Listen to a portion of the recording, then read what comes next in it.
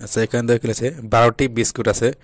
যদি একজন শিশু 3টি বিস্কুট পায় তবে কতজন শিশু বিস্কুট পাবে?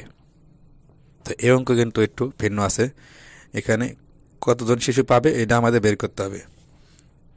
তাহলে বিস্কুট আছে কয়টি? 12টি। একজন কয়টি পেয়েছে? 3টি।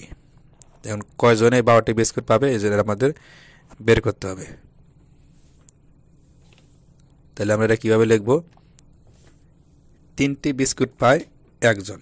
যেহেতু একজন 3টি বিস্কুট পাইছে তাহলে আমরা লিখব 3টি বিস্কুট পায় একজন। এখন এখানে বিস্কুট আছে কয়টি? 12টি। তাহলে আমরা লিখব 12টি বিস্কুট পায় এই 12/3।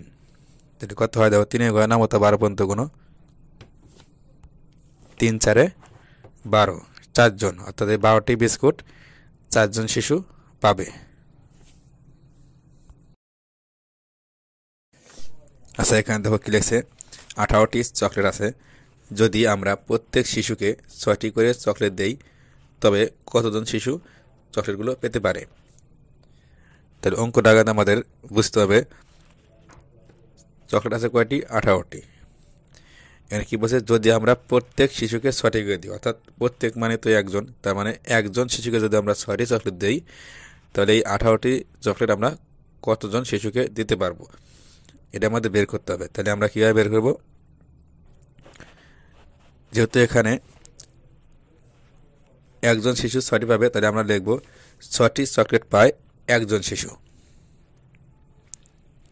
তাহলে এখানে আছে 18টি চকলেট, তাহলে 18টি চকলেট পায় এই 18/6।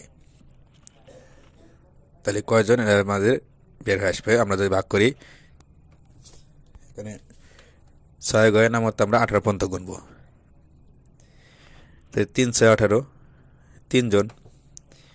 তাহলে 18টা চকলেট পাবে 3জন।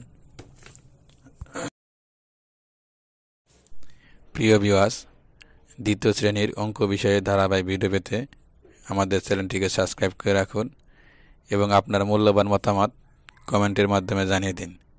ধন্যবাদ।